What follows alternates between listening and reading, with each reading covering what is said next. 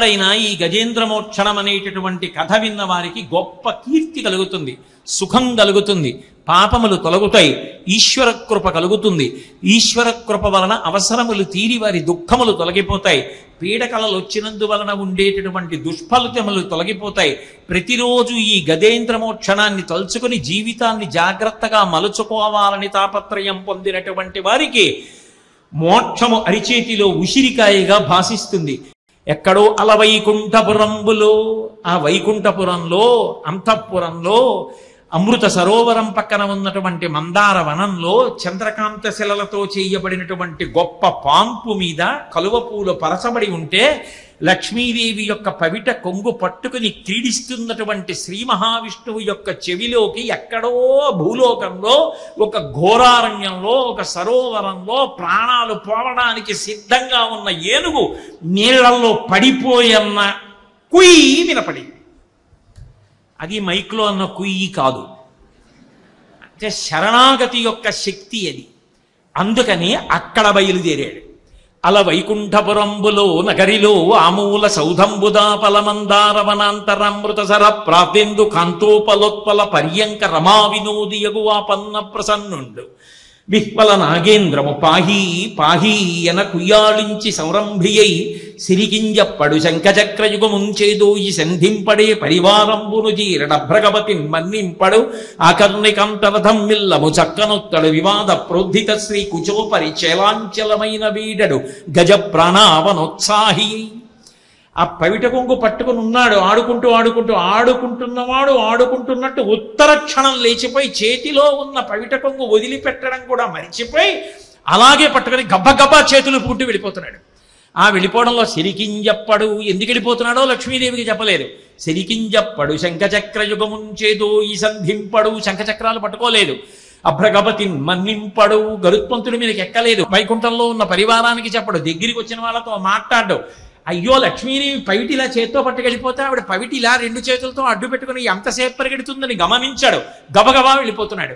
సిరికింజప్పడు శంఖచక్రయుగముంచేదో ఈ సంధింపడే పరివారంబును జీరడభ్రకపతి మన్నింపడ ఆకర్ణికాంత రథం మిల్లము చక్కనొత్తడు వివాద ప్రోద్ధిత శ్రీ కుచోపరి చలాంచలమైన వీడడు గజ ప్రాణావనోత్సాహి అయి తనను తాను మరిచిపోయి వస్తున్నాడా లేదా?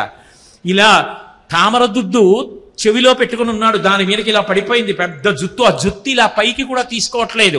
ఏమంటే ఎక్కడికి దేవుడి పవిటట్టుకి ఇలా లాక్కుపోతున్నారు, పవిటలండి లక్ష్మీదేవి గట్టిగా అరుస్తుంటే ఆవిడ వెనక్కి తిరగడం ఆగడం. ఆ ఏనుగు ప్రాణాలు కాపాడాలని తనను తాను మరిచిపోయి అన్నింటినీ వదిలేసి లక్ష్మీదేవి పవిట కొంగు పట్టుకొని పరిగెత్తుకొచ్చేస్తున్నటువంటి విష్ణువు తనను తాను మరిచి వస్తున్న విష్ణువు. పోతన గారి పద్యానికి స్పందించారు విష్ణువు. అది భాగవతంలో పోతన గారి గొప్పతనం. చనుదెంచన్ ఘనుడు ఆ వచ్చేస్తున్నప్పుడు ఆ తన వెంటన్ సిరి లచ్చి వెంట నవరోధ వ్రాతమున్ దాని వెనుక పక్షీంద్రుడు ధను కౌమోదికి శంఖచక్ర నికాయంబును నారదుండు ధజనీకాంతుడు తావొచ్చి రొయ్యన వైకుంఠ పొరంబునన్ కలుగువా రాబాల గోపాలమున్. అదొక విచిత్రమైన సన్నివేశం. తన వెంటన్ సిరి ఎక్కడికి వెళ్తుంది మరి? పవిట కొంగట్టుకు తీసుకెళ్ళిపోతుంటే ఆయన వెనకాతల లక్ష్మీదేవి పాపం తలబడుతూ ఆవిడ వెళ్ళిపోతోంది. తన వెంటన్ సిరి లచ్చి వెంట నవరోధ వ్రాతమున్, వైకుంఠంలో ఉన్న పరివారం అంతా పరిగెడుతున్నారు, ఇదేమిటి లక్ష్మీనారాయణలు ఇలా వెళ్ళిపోతున్నారని. లచ్చి వెంట నవరోధం వ్రాతమున్ దాని వెనుక పక్షీంద్రుడును, ఇదేమిటి పిలవడు ఎక్కడు, ఇదేమిటి ఇలా వెళ్ళిపోతున్నాడని పిలవకపోయినా సరే ఆయన వెనకాతల రెక్కలూపుకుంటూ ఏదో నన్నయ్య గారు అంటారే, ఆతత పక్షమారు తరయ ప్రవికంపిత ఘూర్ణితాచల వ్రాత మహార్ణవుండు బలవన్ నిజదేహ సముజ్వల ప్రభాదూత పతంగ తేజుడు తిందై తాక్షుడు తల్లికిన్ మనఃప్రీతి యొనర్చుతు యగసిన్ భీమజవంబున అబ్రవీదికిన్ అంటారు. అలా రెక్కలల్లారుస్తూ గరుత్మంతుడు వెళ్ళిపోతున్నాడు. తన వెంటన్ సిరి లచ్చి వెంట నవరోధ వ్రాతమున్ దాని వెనుక పక్షీంద్రుడును నారదుండు ధ్వజనీకాంతుడు. ఓహో నారదుడు వచ్చేస్తున్నాడు, ఆ వెనకాతల విశ్వక్సేనుడు వచ్చేస్తున్నాడు, శంఖం వచ్చేస్తోంది, చక్రం వచ్చేస్తోంది, గద వచ్చేస్తోంది, పద్మం వచ్చేస్తోంది. వైకుంఠపురంబునన్ కలుగువా రాబాల గోపాలమున్, వైకుంఠంలో ఒక్కళ్ళేడు ఆబాల గోపాలంతో కలిపి పెద్ద వరస కట్టేసి వెళ్ళిపోతున్నారు. వెళ్ళిపోతుంటే చూసింది లక్ష్మీదేవి, ఇది ఎక్కడి గొడవ, ఇలా వెళ్ళిపోతున్నాడు, పోనీ బానే ఉంది. తను వెంచేయుపదంబు పేర్కొనడు అనాథ స్త్రీ జనాలాపముల్ వినెనో మృత్యులు మృచ్చిరించెరో కలుల్ వేద ప్రపంచంబులం తనుజానీకము దేవతానగరిపై దండెత్తెనో భక్తులంగని ఈశ్వరుడేడి తెలుపుడని ధిక్కారించిరో దుర్జనుల్. ఆవిడ సర్వసాధారణంగా ఆయన అలా తనను తాను మరిచిపోయి వెళ్ళిపోయేటటువంటి సందర్భాలు ఏముంటాయో అవి జ్ఞాపకం తెచ్చుకుని అలాంటిది ఏమైనా వచ్చిందా ఏమిటనుకుంటోందిట. తను వించేయుపథంబు పేర్కొరణనాథ స్త్రీ జనాలాపముల్. వినెనో ఎక్కడైనా ద్రౌపదీదేవి లాంటిది హా ఆర్తత్రాణపరాయణ ఆపద్బాంధవ శరణు శరణందా ఏమి? లేకపోతే రాక్షసులు వచ్చి వేదాలు ఎత్తుకుపోతున్నారా? అమరావతి మీద దాడి జరుగుతోందా? ఎక్కడైనా పరమ భాగవతోత్తముడైన వాడిని రాక్షసులు నిలదీసి ఎక్కడున్నాడు భగవంతుడిని ప్రశ్న చేశారా? అటువంటప్పుడే ఇంత ఆర్తితో వెడతాడు. ఎక్కడైనా ఏమైనా ఇలా జరిగిందా ఏమి అనుకుంటోందిట. ఒక పక్క పవిట పట్టుకు వెళ్ళిపోతున్నాడు. ఇలా చెయ్యడ్డు పెట్టుకుని ఆవిడ నడుస్తోంది. వెనకాతల అంత పరివారం వస్తున్నారు. దగ్గరికి వెళ్ళడానికి భయం. అమ్మ అడుగమ్మా అడుగమ్మా అడుగమ్మా అంటారు. ఏమడుగుతుంది? అడుగుదామని ముందుకు ఎడదామంటే వినడు, వెళ్ళిపోతున్నాడు. గబగబా వెళ్ళడంలో అడుగుబడికి తడబడిపోతోంది.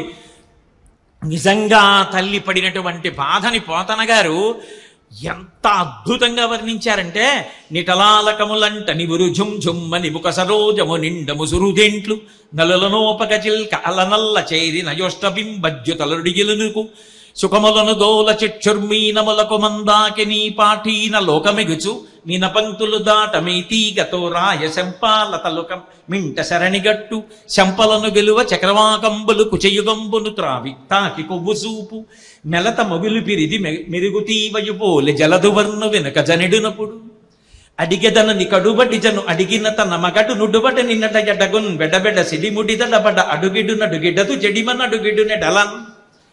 అడుగులు తడబడిపోతే ఎలా పడిపోతుందో డకారం పద్యంలో అలా తిరిగిపోయింది పోతన గారి. అడిగెదనని కడుబడిచను అడిగిన తన మగడు నుడుబట నిన్నట ఎడగున్ బెడబెడ సిడిముడిదడబడ అడుగిడు నడుగిడదు జడిమన్ అడుగిడునె డలన్. అడుగుదామని కొంచెం ముందుకెడుతుంది. ఆయన మాట్లాడు వెనక్కి తిరగడు. చోటు కాళ్ళల్లో కాళ్ళు పడిపోతున్నాయి, తడబడిపోతోంది. పమిట వదిలితే తప్ప ఆవిడ నిలబడ్డానికి లేదు. పమిట పట్టుకు లాగేస్తున్నాడు, ముందుకు వెళ్ళిపోతున్నాడు. ఒక పక్క ఈ గొడవ చాలదన్నట్టు ఆవిడ నడిచి వెళ్ళిపోతుంటే నిటలాలకములంట నిమురు ఝుమ్ ఝుమ్మని ముఖ సరోజము నిండము సురుదేంట్లు. పద్మాననే పద్మఊరు పద్మాక్షి పద్మసంభవే కదా, పద్మల్లా ఉంటుంది ఆవిడ ముఖం. అబ్బా ఎంత పెద్ద పద్మ వస్తోందో, రండి రండి తేనె తాగుదామని తుమ్మిదలన్నీ వచ్చేయట. కలుగడే నా పాలి కలిమి సందేహింప కలిమిలే ములులేక కలుగువాడు. నేను శరణాగతి చేస్తున్నాను, వాడు ఉన్నాడని పరిపూర్ణంగా నమ్మి చెప్తున్నాను. ఇక నా వంతు యుద్ధం ఏమీ లేదు, ఇక నేను చేయగలిగింది లేదు. వాడు రావాలి, వాడు నన్ను రక్షించాలి. వాడికి ఉన్నవాడు లేనివాడని లేదు. ఇప్పుడు రమ్మంటున్నావు కదా, ఒకప్పుడు ఏం చేశావని అడిగేవాడు కాదు. ఇప్పుడైనా ఆర్తితో పిలిస్తే వస్తాడని నమ్మి పిలుస్తున్నాను. నీ దగ్గర ఏముందని అడిగిరాడు. వృషద్విచిత్ర తల్పయోర్ భుజంగముక్తికస్రజో గరిష్టరత్నలుష్టయో సుహృద్విపక్షపక్షయో తృణారవింద చక్షుషో ప్రజామహీ మహేంద్రయో సమప్రవర్తయన్ మన కదా సదాశివం భజే అంటారే, అలా ఆయన సమప్రవృత్తి కలిగినటువంటి వాడు. కాబట్టి కలుగడే నా పాలి కలిమి సందేహింప కలిమిలే ములులేక కలుగువాడు. నా కడ్డబడరాడి నలిన సాధువులచే బడెడి సాధువుల కడ్డుబడుడెవాడు. సాధుపురుషులైనటువంటి వారికి ఆపద వచ్చినప్పుడు వారు ఎలుగెత్తి అరిచి పిలిస్తే పరిగెత్తుకొచ్చేవాడు. శరణాగతి చేస్తే వచ్చేవాడని చెప్పబడిన వాడెవరున్నాడో వాడు వచ్చి నన్ను రక్షించాలి అంటూ, చూడడే నా పాటు చూపుల చూడక చూచువారల కృప చూచువాడు. ఆర్తితో ఆయన ఉన్నాడని నమ్మి చూస్తూ నిలబడిన వారి కోసం రక్షించడం కోసం పరుగు పరుగున వచ్చే లక్షణమున్నవాడు రావాలి. అంతేకాదు, మొరలిరుంగుచు తన్ను మొరగువాడు. ఇక్కడ పడింది పెద్ద ఇబ్బంది. ఆ వచ్చినప్పుడు ఇన్నాళ్ళు నేనేం చేశానని అడగడన్న విషయం రూఢం. కానీ పోతన గారి ఏనుగు చేసిన శరణాగతిలో ఇక్కడ వచ్చేసింది తేడా. అక్కడ అంది, లీలతో నామ రాలింపడే మొరగుల మొరలిరుంగుచు తన్ను మొరగువాడు. నేను శరణాగతి చేసి పిలుస్తున్నాను కాబట్టి తనను తాను మరిచిపోయి రావాలి. ప్రహ్లాదుడి కోసం వచ్చినట్టు ఇందుగలడు అందులేడని సందేహం వలదు చక్రి సర్వోపగతుండెంతెందు వెతకి చూచిన అందందేగలడు దానవగ్రని వింటే అంటే ఈ నీళ్లలోంచో చేపలోంచో కప్పలోంచో పీతలోంచో గట్టులోంచో మట్టిలోంచో పుట్టలోంచో వస్తే నేను ఒప్పుకోను. ఎక్కడి నుంచో రావాలి. నేను ఎంత బాధపడినా నమ్మకంతో పిలిచినందుకు తనను తాను మరిచిపోయి రావాలి అని. అఖిల రూపముల్ తన రూపమైన వాడు వినడే చూడడే తలపడే వెగరాడే. అటువంటి వాడు వినడా, చూడడా, నన్ను నా గురించి స్మరించడా, పరిగెత్తు రాడా? రావాలి. నేను శరణాగతి చేస్తున్నాను, ప్రాణాలు పోతున్నాయి, నమ్మి నా ప్రయత్నం వదిలేసి పిలుస్తున్నాను. లావొక్కింతయు లేదు ధైర్యము విలోలంబయ్యే, ప్రాణంబుల ఠావుల్ తప్పెను మూర్ఛ వచ్చే, తనువుండసెన్ శ్రమం వయ్యడిన్ నీవే తప్ప ఇతప్పరం బెరుగ, మన్నింపందగున్ దీనునిన్ రావే ఈశ్వర కావవే వరద సంరక్షింపు భద్రాత్మక అన్నాడు. లావుక్కింతయు లేదు, తన బలహీనతని చెప్తున్నాడు. ఇప్పుడు సంపూర్ణ శరణాగతి అవుతాను, నాకిక బలం లేదు. ధైర్యము విలోలంబయ్యే, నేనేదో సాధించగలను, ఈ మొసలి నుంచి తప్పించుకోగలనన్న ధైర్యం ఎప్పుడో పోయింది. ప్రాణంబుల ఠావుల్ తప్పెను, ప్రాణములు తమ తమ స్థానముల నుంచి పైకి లేచిపోతున్నాయి. మూర్ఛ వచ్చే, ఏమి తెలియట్లా, కళ్ళ ముందున్నది కనపట్టల్లా, చెవులకేమి వినపట్టల్లా, ఏదో అగమ్యగోచరమైనటువంటి మగతలోకి వెళ్ళిపోతున్నాడు. మూర్ఛ వచ్చే తనువున్ దస్సెన్, అంపశయ్య మీద ఉన్న భీష్మాచార్యుల వారిలా ఒళ్ళంతా నిప్పి, ఎన్నేళ్ళు చేశాను యుద్ధం, ఎన్ని మాటలు గురికేసింది, ఎన్ని ఇంజక్షన్లు, ఎన్ని ఆపరేషన్లు, ఎన్ని మందులు, ఎన్ని గొట్టాలు, ఎన్ని పొడుపులు, ఎన్ని రక్తాలు, ఎంత అల్లరి. కాబట్టి తనువుండస్యన్ శ్రమం వయ్యడిన్ నీవే తప్ప ఇతప్పరం వెరుగా, నువ్వు తప్ప నన్ను రక్షించేవాడికి ఒకడు ఉన్నాడని నేను ఇప్పుడు నమ్మట్లేదు. కాబట్టి రావే ఈశ్వర కావవే వరద సంరక్షింపు భద్రాత్మక. ఓ కమలాప్త, ఓ వరద, ఓ ప్రతిపక్ష విపక్ష దూర, కుయ్యో ఓ కవియోగి వందిత, ఓ సుగుణోత్తమ మునీశ్వర మనోహర, ఓ శరణాగతామరానోక, ఓ విమల ప్రభావ రావే కరుణింపవే, శరణార్థిని నన్ను కావవే. ఆయన యొక్క గుణములు చెప్పి స్వామి రావా, నన్ను కాపాడవా అన్నాడు. అక్కడ వరకు ఆగకుండా వెళ్ళిపోయింది పోతన గారి ఘంటం. అక్కడ ఆగారు. మొరలెరుంగుచు తన్ను బొరగువాడు, తనను తాను మరిచిపోయి రావాలంది ఏనుగు. తనను తాను మరిచిపోయి ఎలా రావాలి? సంస్కృత భాగవతంలో అయితే గరుత్మంతుడి మీద వచ్చేసాడు. ఇక్కడ అలా కుదరదుగా, మరిచిపోయి రావాలి. ఎక్కడి నుంచి రావాలి, మరిచిపోయి ఎలా రావాలి? పోతన గారి కొంతసేపు ఆలోచించినా పద్యం నడవల. ఈలోగా సంధ్యావందనం చేసే వేళ అయింది. సాయంకాలం పుస్తకం అలా ఉంచి గంటం మధ్యలో పెట్టి పుస్తకం మూసేసి కూతుర్ని పిలిచి, అమ్మా గోదావరికి వెళ్ళి స్నానం చేసి సంధ్యావందనం చేసుకొస్తానమ్మా, సగంలో ఉంచాను భాగవతం అని చెప్పి కూతురికి చెప్పి వెళ్ళిపోయారు. ఆయన ఇలా 4 అడుగులు వేశారు. మళ్ళీ పోతన గారు వచ్చారు. అదేం నాన్న మళ్ళీ వచ్చేసామంది. అమ్మ పూరించవలసిన పద్యం జ్ఞాపకానికి వచ్చిందమ్మా అని కూర్చొని పూరించారు. పూరించి పెట్టి అమ్మ ఇప్పుడు సంధ్యావందనం చేసుకొస్తానని మళ్ళీ వెళ్ళారు. వెళ్ళి మళ్ళీ వెంటనే వచ్చేసారు. అదేమిటన్నా మళ్ళీ సంధ్యావందనం చేసుకుంటానని మళ్ళీ వెంటనే వచ్చేసామంది. మళ్ళీ వెంటనే వచ్చేయడం ఏమిటమ్మా, ఇందాక కదా వెళ్ళాను సంధ్యావందనం చేసుకొచ్చానన్నారు. మరి నువ్వు వెళ్ళగానే వచ్చావు కదా, వచ్చి పద్యాలు రాశావు కదా అంది. నేను వచ్చి పద్యాలు రాశానా? నేనెక్కడ రాశానమ్మా పద్యాలు, నేను వచ్చి రాయలేదు, ఇప్పుడే వచ్చానన్నారు. లేదు నాన్న నువ్వు వచ్చి రాశావు పద్యాలంది. నేను రాయడం ఏమిటమ్మా అని గ్రంథాన్ని విప్పి చూశారు. ఎక్కడ నుంచి తనను తాను మరిచిపోయి రావాలని పోతన గారి ఏనుగు అన్నట్టుగా ఆయన ఘంటం నుంచి పడిపోయిందో అక్కడ భాగాన్ని రామచంద్రమూర్తి పూరించాడంటారు. అందుకే ఆ పద్యాలు ప్రత్యేకించి ఆంధ్రదేశంలో అంత ప్రఖ్యాతి. అల వైకుంఠపురంబులో నగరిలో ఆమూల సౌధంబుదాపల మందార వనాంతరమృత సర ప్రాతేందు కాంతోపలోత్పల పర్యంక రమా వినోదియగు ఆపన్న ప్రసన్నుండు విహ్పల నాగేంద్రము పాహీ పాహీయన కుయ్యాళించి సౌరంభియై. ఎక్కడో అల వైకుంఠపురంబులో, ఆ వైకుంఠపురంలో అంతఃపురంలో అమృత సరోవరం పక్కన ఉన్నటువంటి మందార వనంలో చంద్రకాంత శిలలతో చేయబడినటువంటి గొప్ప పాంపు మీద కలువ పూలు పరచబడి ఉంటే లక్ష్మీదేవి యొక్క పవిట కొంగు పట్టుకుని క్రీడిస్తున్నటువంటి శ్రీ మహావిష్ణువు యొక్క చెవిలోకి ఎక్కడో భూలోకంలో ఒక ఘోరారణ్యంలో ఒక సరోవరంలో ప్రాణాలు పోవడానికి సిద్ధంగా ఉన్న ఏనుగు నీళ్లలో పడిపోయన్న కుయ్యి వినపడి. అది మైక్లో అన్న కుయ్యి కాదు, అంటే శరణాగతి యొక్క శక్తి అది. అందుకని అక్కడ బయలుదేరాడు. అల వైకుంఠపురంబులో నగరిలో ఆమూల సౌధంబుదాపల మందార వనాంతరమృత సర ప్రాతేందు కాంతోపలోత్పల పర్యంక రమా వినోదియగు ఆపన్న ప్రసన్నుండు విహ్వల నాగేంద్రము పాహీ పాహీ ఎన కుయ్యాళించి సంరంభియై సిరికింజప్పడు శంఖచక్రయుగముంచేదో ఈ సంధింపడే పరివారంబును జీరడభ్రగపతిన్ మన్నింపడు ఆకర్ణికంతరథం మిల్లము చక్కనొత్తడు వివాద ప్రోద్ధిత శ్రీ కుచోపరి చేలాంచలమైన వీడడు గజ ప్రాణావనోత్సాహి. ఆ పవిట కొంగు పట్టుకుని ఉన్నాడు, ఆడుకుంటున్నవాడు ఆడుకుంటున్నట్టు ఉత్తర క్షణం లేచిపోయి చేతిలో ఉన్న పవిట కొంగు వదిలిపెట్టడం కూడా మరిచిపోయి అలాగే పట్టుకుని గబ్బగబ్బా చేతులు పుట్టి వెళ్ళిపోతున్నాడు.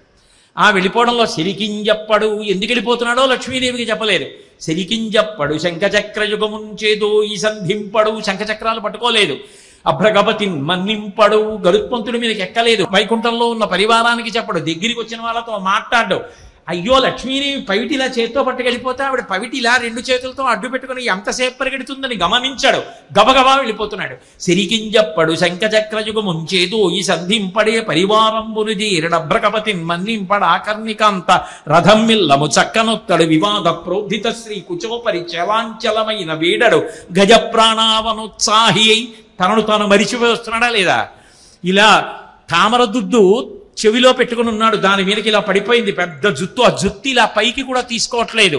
ఏమంటే ఎక్కడికి దేవుడి పవిటట్టుకి ఇలా లాక్కుపోతున్నారు, పవిటలండి లక్ష్మీదేవి గట్టిగా అరుస్తుంటే ఆవిడ వెనక్కి తిరగడం ఆగడవు.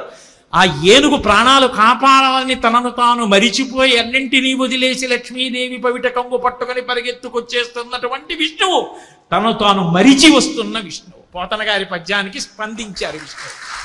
అది భాగవతంలో పోతన గారి గొప్పతనం. చనుదించన్ ఘనుడు ఆ వచ్చేస్తున్నప్పుడు ఆ తన వెంటన్ సిరి లచ్చి వెంట నవరోధ వ్రాతమున్ దాని వెనుక పక్షీంద్రుడును కౌమోదికి శంఖచక్ర నికాయంబును నారదుండు ధజనీకాంతుడు తావొచ్చి రొయ్యన వైకుంఠ పొరంబునన్ కలుగువా రాబాల గోపాలమున్. అదొక విచిత్రమైన సన్నివేశం. తన వెంటన్ సిరి ఎక్కడికి వెళ్తుంది మరి? పవిట కొంగు అటుకు తీసుకెళ్ళిపోతూ ఉంటే ఆయన వెనకాతల లక్ష్మీదేవి పాపం తలబడుతూ ఆవిడ వెళ్ళిపోతోంది. తన వెంటన్ సిరి లచ్చి వెంట నవరోధ వ్రాతమున్, వైకుంఠంలో ఉన్న పరివారం అంతా పరిగెడుతున్నారు. ఇదేమిటి లక్ష్మీనారాయణలు ఇలా వెళ్ళిపోతున్నారని. లచ్చి వెంట నవరోధం వ్రాతమున్ దాని వెనుక పక్షీంద్రుడును, ఇదేమిటి పిలవడు ఎక్కడు, ఇదేమిటి ఇలా వెళ్ళిపోతున్నాడని పిలవకపోయినా సరే ఆయన వెనకాతల రెక్కలూపుకుంటూ ఏదో నన్నయ్య గారు అంటారే, ఆతత పక్షమారుతరయ ప్రవికంపిత ఘూర్ణితాచల వ్రాత మహార్ణవుండు బలవన్ నిజదేహ సముజ్వల ప్రభాదూత పతంగ తేజుడి తిందై తాక్షుడు తల్లికిన్ మనఃప్రీతి యొనర్చుతు యగసిన్ భీమజమంబున అబ్రవీదికిన్ అంటారు. అలా రెక్కలల్లారుస్తూ గరుత్మంతుడు వెళ్ళిపోతున్నాడు. తన వెంటన్ సిరి లచ్చి వెంట నవరోధ వ్రాతమున్ దాని వెనుక పక్షీంద్రుడును నారదుండు ధ్వజనీకాంతుడు. ఓహో నారదుడు వచ్చేస్తున్నాడు, ఆ వెనకాతల విశ్వక్సేనుడు వచ్చేస్తున్నాడు, శంఖం వచ్చేస్తోంది, చక్రం వచ్చేస్తోంది, గద వచ్చేస్తోంది, పద్మం వచ్చేస్తోంది. వైకుంఠ పురంబునన్ కలుగువా రాబాల గోపాలమున్, వైకుంఠంలో ఒక్కళ్ళేడు ఆబాల గోపాలంతో కలిపి పెద్ద వరస కట్టేసి వెళ్ళిపోతున్నాడు. వెళ్ళిపోతుంటే చూసింది లక్ష్మీదేవి, ఇది ఎక్కడి గొడవ, ఇలా వెళ్ళిపోతున్నాడు, పోనీ బానే ఉంది. తను వెంచేయుపదంబు పేర్కొనడు అనాథ స్త్రీ జనాలాపముల్ వినెనో మృత్యులు మృచ్చిరించెరో కలుల్ వేద ప్రపంచంబులం తనుజానీకము దేవతానగరిపై దండెత్తెనో భక్తులంగని ఈశ్వరుడేడి తెలుపుడని ధిక్కారించిరో దుర్జనుల్. ఆవిడ సర్వసాధారణంగా ఆయన అలా తనను తాను మరిచిపోయి వెళ్ళిపోయేటటువంటి సందర్భాలు ఏముంటాయో అవి జ్ఞాపకం తెచ్చుకుని అలాంటిది ఏమైనా వచ్చిందా ఏమిటనుకుంటోందిట. తను వించేయుపథంబు పేర్కొననాథ స్త్రీ జనాలాపముల్ వినెనో. ఎక్కడైనా ద్రౌపదీదేవి లాంటిది హా ఆర్తత్రాణపరాయణ ఆపద్బాంధవ శరణు శరణందా ఏమి? లేకపోతే రాక్షసులు వచ్చి వేదాలు ఎత్తుకుపోతున్నారా? అమరావతి మీద దాడి జరుగుతోందా? ఎక్కడైనా పరమ భాగవతోత్తముడైన వాడిని రాక్షసులు నిలదీసి ఎక్కడున్నాడు భగవంతుడిని ప్రశ్న చేశారా? అటువంటప్పుడే ఇంత ఆర్తితో వెడతాడు. ఎక్కడైనా ఏమైనా ఇలా జరిగిందా ఏమి అనుకుంటోందిట. ఒక పక్క పవిట పట్టుకు వెళ్ళిపోతున్నాడు, ఇలా చెయ్యడ్డు పెట్టుకుని ఆవిడ నడుస్తోంది, వెనకాతల అంత పరివారం వస్తున్నారు. దగ్గరికి వెళ్ళడానికి భయం, అమ్మ అడుగమ్మా అడుగమ్మా అడుగమ్మా అంటారు. ఏమడుగుతుంది? అడుగుదామని ముందుకు ఎడదామంటే వినడు, వెళ్ళిపోతున్నాడు. గబగబా వెళ్ళడంలో అడుగుపడికి తడబడిపోతోంది. నిజంగా తల్లి పడినటువంటి బాధని పోతన గారు ఎంత అద్భుతంగా వర్ణించారంటే, నిటలాలకములంట నివురు ఝుంఝుమ్మని ముఖ సరోజము నిండము సురుదేంట్లు నలులనోపక చిల్క అలనల్ల చేరి నయోష్టబింబజ్యుతలుడిగిలునుకు సుఖములను దోల చిక్షుర్మీనములకు మందాకి నీ పాఠీన లోకమెగుచు మీన పంక్తులు దాట మీతీగతో రాయ శంపాలతలుకం మింట శరణిగట్టు శంపలను గెలువ చక్రవాకంబులు కుచయుగంబును త్రావి తాకి కొవ్వు సూపు మెలత మొగులు పిరిది మెరుగుతీవయుపోలె జలదువర్ను వెనుక జనెడునప్పుడు అడిగెదనని కడుబటి జను అడిగిన తన మగడు నుడుబట నిన్నట ఎడగున్ వెడబెడ సిడిముడిదడబడ అడుగిడు నడుగిడదు జడిమన్ అడుగిడు నెడలన్. అడుగులు తడబడిపోతే ఎలా పడిపోతుందో డకారం పద్యంలో అలా తిరిగిపోయింది పోతన గారి.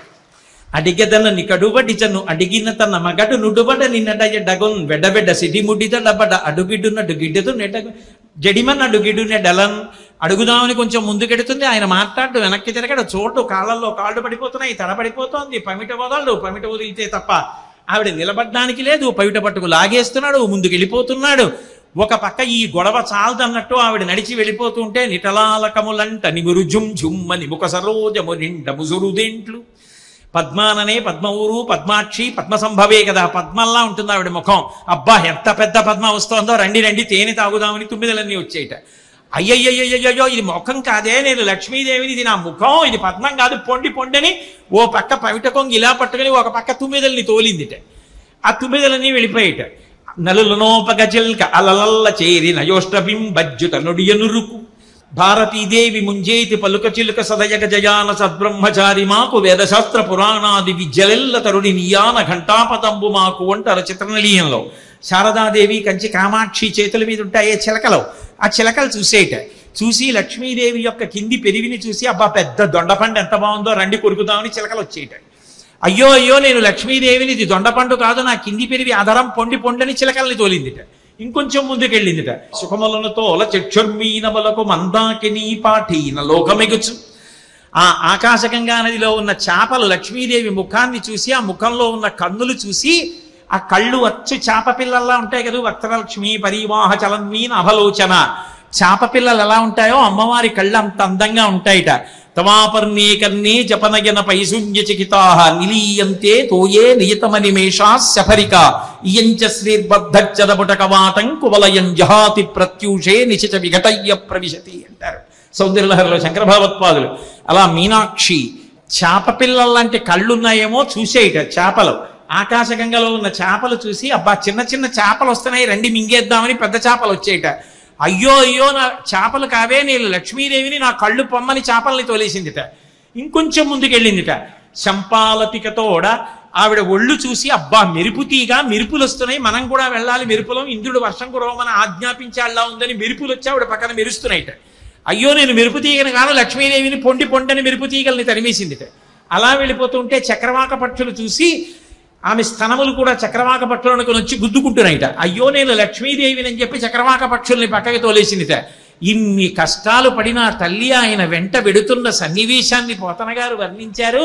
తాటంకాచలనమ్ముతో నటభుజద్ధమ్మిల్ల బంధమ్ముతో షాఠీముక్త కుచంబుతో నధృఢ చించెత్కాంచితో శీర్ణలలాటలేపనముతో మనోహర కరాలగ్నోత్తరీయంబుతో కోటీందు ప్రభతో గురోజబర సంకోచద్వి లగ్నంబుతోన్ అన్నారు. ఆ తల్లి ఇలా పమిట కొంగు పట్టుకుని వెళ్ళిపోతుంటే ఇలా ఓ చేత్తో పట్టుకుని నడుస్తోంది. ఇలా ఇలా నడిస్తే ఆ అందం వేరు. ఇలా పట్టుకుని గబగబా నడవడంలో ఏమైపోయిందంటే ఆ తల ఊగిపోతోంది. ఇలా ఇలా నడవాలి కదా, గబగబా మరి వెళ్ళిపోతున్నాడు వేగంగా. ఆ వెళ్ళిపోతూ ఉండడంలో అవి చెవి తాటంకాలు ఊగిపోతున్నాయిట. ఆ భుజాలు ఇలా ఇలా కదులుతుంటే చంపకాశోక పున్నాక సౌగంధి కలసత్కచ పెద్ద కొప్పేమో ఈ భుజం ఇలా కదులుతుంటే వాటి మీద కొప్పు కొట్టుకుని ఇలా ఇలా లేస్తోందిట కొప్పు. ఒక పక్క వడ్డాణమేమో వదులై జారిపోతోందిట, ఓ పక్క పవిట జారిపోతోందిట, ఓ పక్క నుదురంతా చెమట పట్టేసి బొట్టు కరిగిపోతోందిట, ఓ పక్క శరీరం పైభాగంలో ఉన్న బరువుకి నడుం నకనకలాడిపోతోందిట, ఓ పక్కనేమో శ్రీ మహావిష్ణువు చేతిలో ఉండిపోయిన పవిట కొంగు. నిజానికి ఆ రోజున స్వామి కన్నా ఎక్కువ మా అమ్మ కష్టపడిపోయింది. ఇంత కష్టపడి వెళ్ళిపోతున్నారట. వెళ్ళిపోతుంటే దేవతలందరూ అలా ఆకాశం వంక చూశారట. పోతన గారి గొప్పతనం అక్కడుంది. ఆయన అన్నారు, ఎవడో ఒకడు చూశాడు చటుక్కుని, ఏమిట్రా ఏదో వెళ్తున్నట్టుందని ఇలా చూశాడు. వాడు చటుక్కుని లేచి నిలబడి చను దించన్ఘనుడల్లవాడే హరి పజ్జంగంటిరే లక్ష్మి శంకనినాదమ్మది చక్రమల్లదే భుజంగధ్వంసియున్వాడే క్రన్నన నేతెంచనటంచు వేల్పులు నమో నారాయణాయేతి నిస్వనులై మృక్కిరి మింటహస్తి దురవస్థావక్రికి చక్రికిన్. అందులో ఒకళ్ళు లేచి అన్నట్ట, చూడండి చూడండి చనుదించన్ ఘనుడల్లవాడే హరి విరి చూడండి రా, పట్టు పీతాంబరం కట్టుకున్న శ్రీ మహావిష్ణువు ఏమిట్రా అలా ఒళ్ళంతా తలంతా జుత్తు పడిపోయింది, అసలు ఏమి పట్టించుకోకుండా అంతంత పెద్ద పెద్ద అడుగులు వేసుకెళ్ళిపోతున్నాడా అన్నట్ట. ఇంకొకటి లేచి అన్నట్ట, పజంగంటి రే లక్ష్మీరే లక్ష్మీదేవి పౌటిగా కొట్టి వెళ్ళిపోతున్నాడు రా, పచ్చటి పట్టుబట్ట కట్టుకుని లక్ష్మీదేవి వెళ్ళిపోతోంది అన్నాడు. శంఖనినాదం అదే, శంఖం వేగంగా వెడుతోంది అనుకోండి, గాలి అందులో దూరి చప్పుడు వస్తుంది, అందుకని శంఖం చప్పుడు వస్తుంది అనుకో, వెనక శంఖం పెడుతోంది పాంచజన్యం. చక్రమల్లదే, అదిగో వెనకాతల సుదర్శన చక్రం తనంత తాను పెడుతోంది, ఆయన పట్టుకోలేదు, ఇది ఇక్కడ విచిత్రం.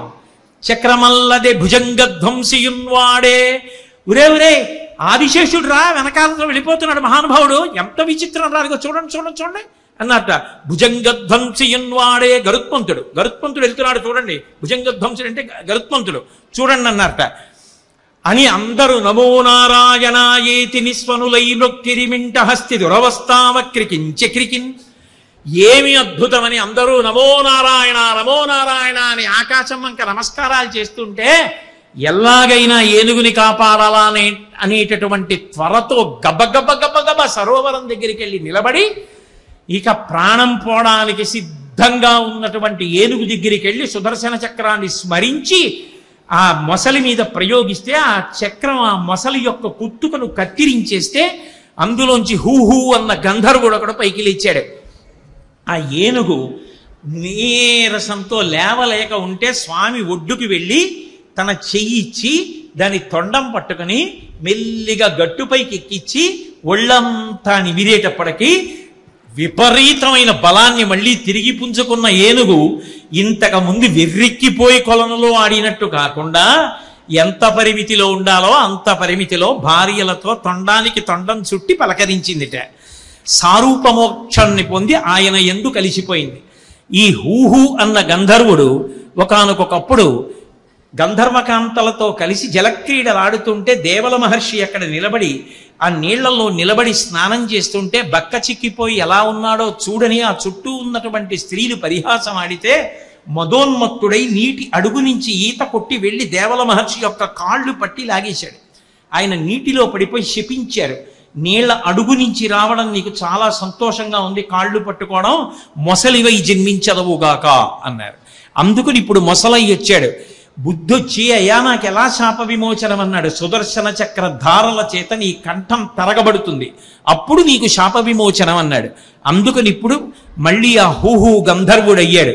ఈ మొసలి ఒకనాడానృపుడు అచ్యుతున్ మనములో నోహించుతున్ మౌనియై అకళంక స్థితియున్నచో కలచజుండచ్చోటికిన్ వచ్చి లేవక పూజింపక ఉన్న మౌనికని నవ్యక్రోధుడై మూఢా లుబ్ధ కరీంద్రోత్తమ యోని పుట్టు మని శాపం విద్య భూవల్లభ. ద్రవిడ దేశాన్ని పరిపాలించిన ఇంద్రజుమ్నుడన్న మహారాజు శ్రీమన్నారాయణుణ్ణి బాగా ధ్యానం చెయ్యాలని అంతఃపురం విడిచిపెట్టి కొండ శిఖరం మీద కూర్చుని ధ్యానం చేస్తుంటే అగస్త్య మహర్షి వచ్చారు. అంతటి మహానుభావుడు వచ్చాడని లేచి నిలబడలేదు, నమస్కరించలేదు, ఆయనకి ఏ విధమైనటువంటి ఉపచారములు చెయ్యలేదు. మహానుభావుల యొక్క రాకయే జీవితంలో పండినట్టు. కానీ నేను ధ్యానంలో ఉన్నాను, అగస్త్యుడిని పట్టించుకునేదేమిట్లే అని చెప్పి విస్మరించినందుకు ఆ పాపం కట్టి కుడపకూడదని, ఒక్క జన్మలో పోవాలని ఉదారంగా మంచి బుద్ధితో ఆయన యందు కారుణ్యంతో ఆ ఇంద్రజుమ్న మహారాజుని అగస్త్యుడు శపించాడు. మందబుద్ధితో ప్రవర్తించావు కాబట్టి వచ్చే జన్మలో గజయోని యందు ఏనుగుగా పుట్టమన్నాడు. కానీ ఇంద్రజుమ్న మహారాజుగా ఉన్నప్పుడు శ్రీమన్నారాయణుడి పాదారవిందముల యందు గొప్ప భక్తి కలిగిన వాడు, ధ్యానం చేసినవాడు కనుక ఈ జన్మలో మొసలి పట్టుకున్నప్పుడు భగవంతుడు జ్ఞాపకానికి వచ్చి స్తోత్రం చెయ్యగలిగాడు. కాబట్టి ఈ జన్మలో శ్రీ మహావిష్ణువు యొక్క దర్శనాన్ని పొందాడు. కానీ విచిత్రం ఏమిటంటే ఆ రోజున మొసలి అన్నదల్లా పారిపోయిందిట. మకరమొకటి రవిజొచ్చెను మకరము మరి ఒకటి ధనదు మాటున దాగెన్ మకరాలయమున తిరిగెడు మకరంబులు కూర్మరాజు మరుగున కరిగెన్. ఆ సరోవరంలో ఉన్నటువంటి మకరాలన్నీ కూడా, మొసళ్ళన్నీ కూడా ఎక్కడ చంపేస్తాడో శ్రీ మహావిష్ణువుని ఆదికూర్మం చాటుకి వెళ్ళి దాక్కున్నాయిట. మకరమొకటి రవిజొచ్చెను, రాసులలో ఉన్న మకర రాశి సూర్యుని వెనక్కి వెళ్ళి దాక్కుందిట. మకరం ఒకటి రవిజొచ్చెను మకరము మరి ఒకటి ధనదు మాటున డాగెన్. కుబేరుడి దగ్గర ఉన్న నవనిధులలో ఒకటైనటువంటి మకరమనబడేటటువంటి నిధి కుబేరుడి చాటున దాక్కుందిట. మకరాలయమున తిరిగెడు మకరంబుల కూర్మరాదు మరుగున కరిగెన్.